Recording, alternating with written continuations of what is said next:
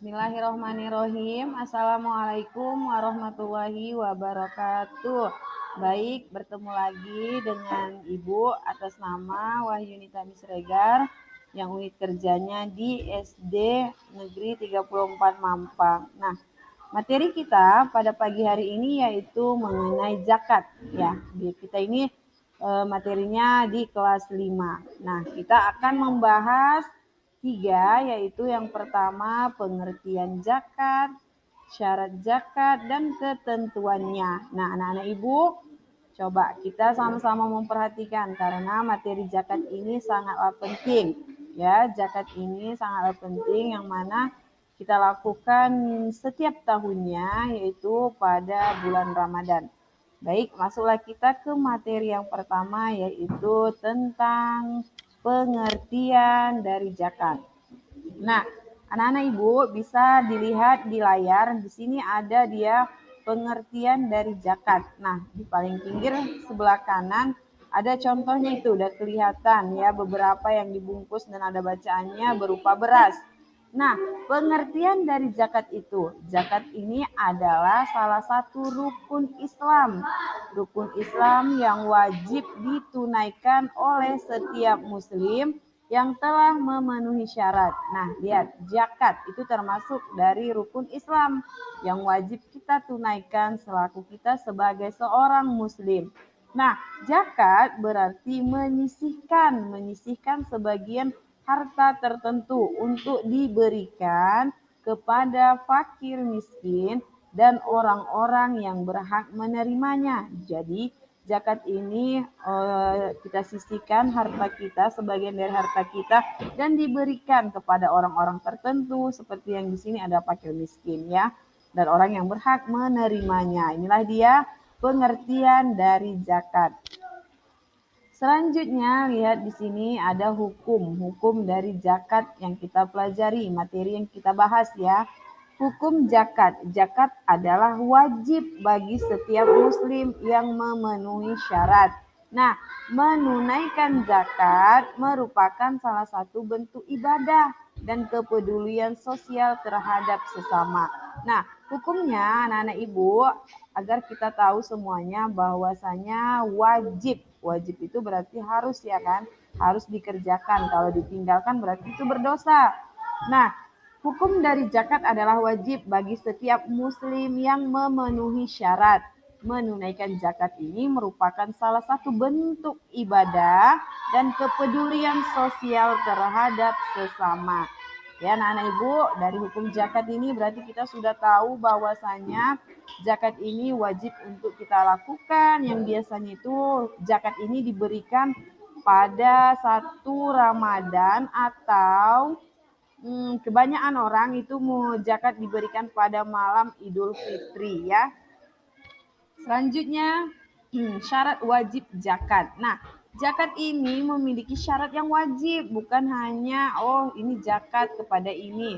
Bukan, zakat ini ada syarat-syaratnya. Nah, di sini di layar yang Ibu tampilkan ada 9 syarat wajib zakat. Yang pertama yaitu beragama Islam. Anak-anak Ibu harus sudah tahu ya bahwasanya syarat wajib zakat yang pertama yaitu beragama Islam. Yang kedua, baligh atau dewasa. Itu dia syarat yang kedua.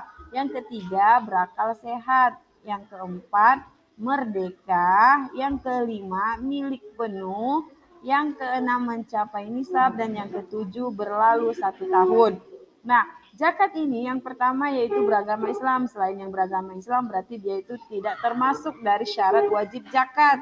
Yang kedua balik, berarti dewasa. Anak-anak Ibu pasti tahu ya yang udah dewasa.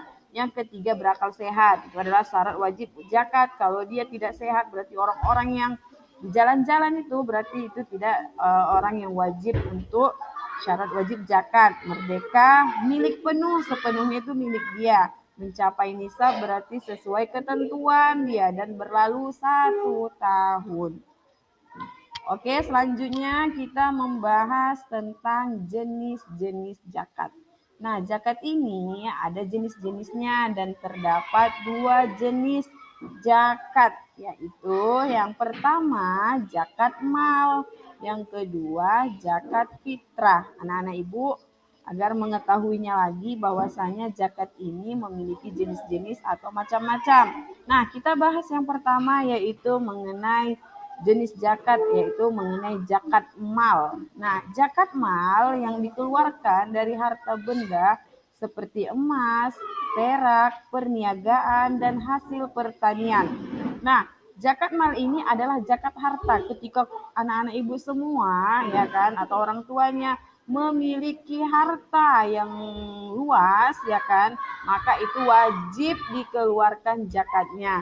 Karena zakat mal ini adalah zakat yang dikeluarkan dari harta benda seperti emas, perak, perniagaan, dan hasil pertanian. Nah, kalau dia punya emas yang banyak dan memenuhi syarat nisab, maka dia itu wajib untuk mengeluarkan zakatnya. Begitu juga dengan perak, perniagaan, dan hasil pertanian. Hasil pertanian ini apa, Bu? Berarti dia itu baik bentuk kebun, ya kan, dia punya harta yang luas, maka dia itu wajib untuk mengeluarkan zakatnya. Itulah dia dari zakat mal. Selanjutnya yaitu zakat fitrah. Zakat fitrah itu apa, Bu? Ya, ini dia. Di layar sudah tertera bahwasanya zakat fitrah merupakan zakat yang dikeluarkan pada bulan Ramadan sebagai bentuk pensucian diri. Nah, fitrah artinya suci atau bersih. Nah, makanya dikatakan di sini adalah bentuk pensucian diri. Zakat fitrah ini dikeluarkan pada bulan Ramadan. Dia memiliki ketentuan. Zakat fitrah ini tidak sama seperti misalnya zakat mal yang punya harta banyak terus udah dia banyak terus dia wajib untuk mengeluarkan zakat. Namun kalau zakat fitrah ini adalah zakat yang dikeluarkan pada bulan Ramadan. Nah, di sini pada bulan Ramadan, pada masuk satu Ramadan, di hari pertama Ramadan itu sudah boleh untuk memberikan zakat. Namun, kebanyakan pemberian zakat ini biasanya dilakukan pada malam Idul Fitri, ya. Nah, inilah dia pembagian dari zakat, harus bisa membedakan yang mana zakat mal dan yang mana zakat fitrah. Nah, selanjutnya kita masuk ke nisab. Nisab itu apa? Nisab ini mungkin anak-anak ibu jaranglah mendengarnya, ya kan. Nisab ini adalah batas minimal harta yang wajib dizakati. Setiap jenis harta memiliki nisab yang berbeda-beda. Nah, beberapa contoh nisab zakat di sini coba diperhatikan dulu ya. Nisab ini ingat, nisab adalah batas minimal harta wajib dizakati, ya kan. Dia itu kalau dia nggak sesuai maka dia itu nggak perlu untuk mengeluarkan zakat, ya kan, karena dia kalau tidak memenuhi nisab, tidak memenuhi batas minimal, maka dia tidak perlu untuk menzakatinya. Nah, di sini ada dia jenis harta yang dimiliki nisab yang berbeda-beda. Nah, ini ada contohnya. Misalnya emasnya itu 85 gram, maka ketika dia mempunyai emas 85 gram, maka wajib untuk dikeluarkan, maka wajib untuk memberikan zakatnya. Selanjutnya yaitu perak. Perak ini adalah ketika dia memiliki 595 gram, maka di sini wajib juga untuk memberikannya. Nah, lihat, perhatikan bagus-bagus bahwasanya ada perbedaan nisab antara emas, perak, dan juga ini dia masuk kita ke perniagaan. Perniagaan adalah setara dengan nilai nisab emas. Nah, berarti emas 85 gram. Berapa harga emas tersebut? Maka itu dalam perniagaan wajib untuk dikeluarkan karena dia sudah memenuhi harta, memenuhi nisab, ya kan, memenuhi batas minimalnya. Nah, selanjutnya yaitu hasil pertanian. Nah, di sini hasil pertaniannya yaitu 527 kg beras. Ketika kau mempunyai hasil pertanian, sawah lah, ya kan. Kalau dia mempunyai sawah sebanyak 527 kg beras, maka dia itu sudah memasuki batas minimal harta yang wajib dizakati. Makanya dia itu harus mengeluarkan dizakatilah hasil pertanian itu ketika 527 kg beras. Nah, inilah dia contoh dari nisab yang wajib untuk dikeluarkan. Selanjutnya kita masuk ke perhitungan zakat anak-anak ibu. Coba diperhatikan di sini kita akan menghitung bagaimana jumlah zakat ya, jumlah zakat yang wajib untuk kita keluarkan. Nah, penghitungan zakat, jumlah zakat bervariasi tergantung pada jenis harta. Berikut contoh perhitungan zakat. Nah, kita masuk yang pertama yaitu tentang zakat mal. Ketika adanya zakat mal ini yaitu pemberiannya, jumlah zakat yang bervariasi ini yaitu 2,5% dari nilai harta yang mencapai nisab dan telah melewati 1 tahun. Zakat mal ini 2,5% dari nilai harta kita yang udah mencapai nisab katanya tadi ya kan, mencapai ketentuannya dan telah melewati 1 tahun.